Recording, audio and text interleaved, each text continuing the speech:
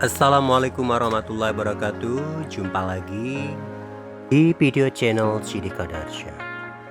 Di video ini saya akan wawancara salah seorang remaja belia, tapi prestasinya luar biasa. Langsung saja saya kunjungi kediaman Kak Lutfi, dua dari tiga bersaudara pasangan Bapak Hasan dan Titi Nursobah. Inilah petikan wawancara channel.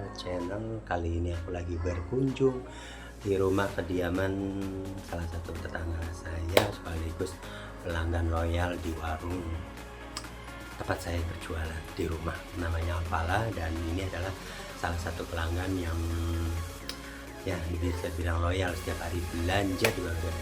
Dan kenapa saya datang ke sini, karena ini adalah yang memang memiliki momen spesial. Spesialnya apa? Kak Lutfi Helmi Hanafi ini punya segudang prestasi yang patut dibanggakan oleh teman-teman sahabat sedang dimanapun, dan ini bisa dijadikan contoh buat teman-teman semua juga ya. Mungkin bisa pengalamannya akan menginspirasi semua teman-teman yang menyaksikan video ini. Dan sesaat lagi aku akan ngobrol-ngobrol bersama dia. Assalamualaikum warahmatullahi wabarakatuh. Waalaikumsalam warahmatullahi wabarakatuh. Apa kabar Kak Lutfi? Alhamdulillah sehat. Alhamdulillah.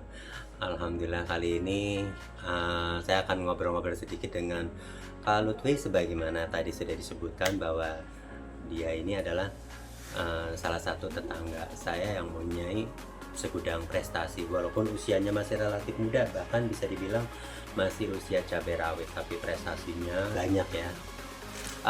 Bisa diceritakan sekitar keluarga dulu ya, pengenalan dulu, gimana Kak Lutfi? Kak Lutfi ini tinggal di mana, kelahiran tahun berapa?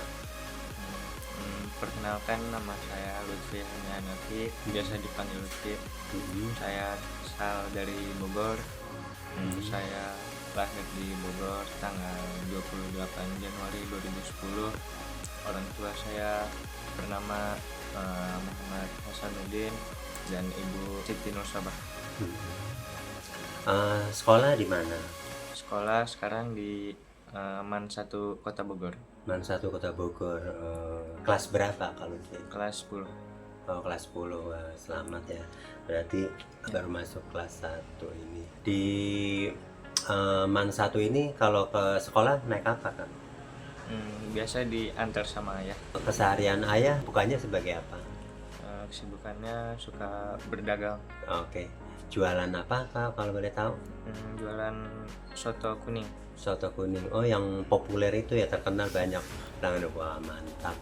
Di Bogor ya kalau nggak Iya, salah. Dan di itu Bogor. banyak pelanggannya, alhamdulillah ya, pas semua. Cerita mengenai Kak Lutfi itu sendiri, dengar-dengar nih Kak Lutfi besok akan berangkat ke Swedia ya. Gimana ceritanya Kak Lutfi bisa berangkat ke Swedia untuk mengikuti turnamen sepak bola ya? Oke, gimana ceritanya Kak? Bisa dijelaskan?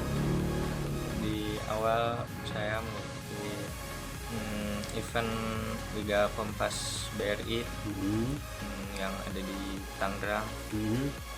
Saya mengikuti dari 15 tim dari daerah-daerah lain. Dari semua tim diseleksi, ada beberapa tahap. Alhamdulillah saya berada di tahap yang terpilih untuk lolos ya. Ya, lolos untuk mengikuti Gothia Cup Swedia. Awal mulanya bisa kok Kak Lutfi yang terpilih itu, Kak Lutfi apa nih kiatnya yang bisa dilakukan oleh Kak Lutfi bisa lolos ke Swedia ini? Yang pasti harus tampil konsisten di setiap pertandingan. Harus menampilkan permainan terbaik. Oh, itu ya. Kan saya juga baca ya, banyak sertifikat ataupun kejuaraan-kejuaraan yang sudah pernah diraih oleh Kak Lutfi ya, kayak apa namanya, One Way Soccer School, kemudian ada sertifikat dari Placement and Become the Champion diberikan kepada Lutfi, juara 1 nih dari Yadika 7 futsal turnamen season 2. Kemudian pernah juga juara 1 di kategori usia 10 tahun. Dari usia 10 tahun aja kalau itu udah menjuarai juara satu kategori usia 10 tahun di kejuaraan junior Trans Soccer Junior ya tahun 2020 ya kayak Football Association of Indonesia PBSI. Kemudian Parakan Junior Cup juga sebagai best player ya, Panbers squad team, ini keren. Kemudian juga dapat sertifikat juga dari Football Association tadi udah. Kemudian di Pakap juga mendapatkan penghargaan sebagai pemain terbaik, kemudian sertifikat penghargaan juga diberikan kepada Lutfi Helmi Hanafi sebagai Korsat Soccer School. Nah, ini kalau tadi saya baca Kak Lutfi dari usia 10 tahun aja sudah, ini latihannya dari kapan? Latihan dari kelas 2 SD mungkin sudah masuk tim One Way. Oh, dari kelas 1 SD. Kelas 1. Kelas 1 SD udah ngikutin One Way Soccer School. Iya. Kenapa tertarik ke bola Kak Lutfi? Awal-awal suka nonton di TV doang, akhirnya jadi suka. Oh, dari pihak atas itu misal bapak, kakek, buyut itu ada yang hobi bola atau pemain barangkali? Ada kakek. Ada. Oh, Iya, kakek ada dulu kakek. main bola. Iya. Oh, jadi sekarang nurun ke cucu ya. Jadi emang itulah yang dikatakan buah jatuh tidak jauh dari pohon ya. Jadi dari kakek menurun sekarang ke cucu ya. Kakek juga sering dapetin juara-juara gitu ya kayak. Iya. Woi, mantap. Berarti wajar nih kalau misal Kak Lutfi juga makanya sering jadi juara. Nah, banyak deh juara suatu, berarti mungkin nanti akan divideoin satu persatu. Tapi Lutfi punya tips khusus buat teman-teman supaya bisa seperti Kak Lutfi? Tips mungkin yang terutama disiplin, fokus, dan konsisten di setiap latihan atau tanding atau mengikuti event apapun harus konsisten. Jadi konsisten, disiplin, fokus ya, itu yang dilakukan oleh Kak Lutfi ya. Dan tentunya rajin ya mengikuti berbagai turnamen sebagai latihan dan juga mengukur kemampuan sudah sejauh mana kemampuannya gitu ya kalau itu ya. Oke. Yang paling berkesan kalau itu apa nih selama mengikuti pertandingan bola, yang paling berkesan ya, atau yang sulit untuk dilupakan, momen seperti apa? Mungkin pada saat pertama mengikuti event internasional di usia 12 di Senayan Jakarta, melawan tim dari Eropa, dari Australia, dan ada Thailand. Banyak dari tim-tim luar, berbagai negara ya. Iya. Oh, itu berapa kali itu momen-momen seperti itu? 8 pertandingan. 8 pertandingan. Luar biasa kalau itu.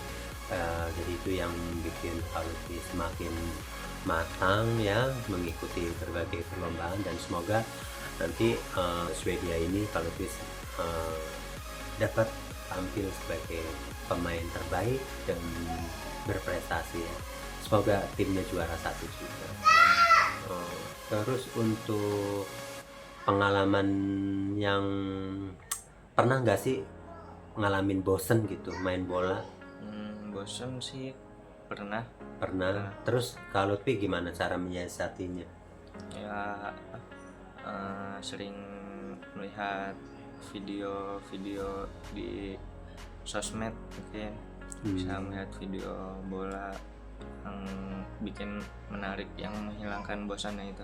Oh gitu, jadi sebagai penyemangat gitu ya supaya tidak bosan lagi.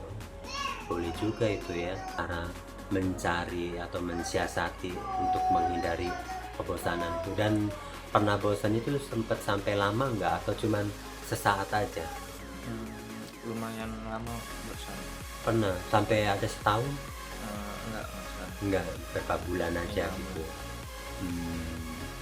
Terus untuk kegiatan sekolah terganggu nggak dengan aktivitas main bola ini kalau belajar khususnya?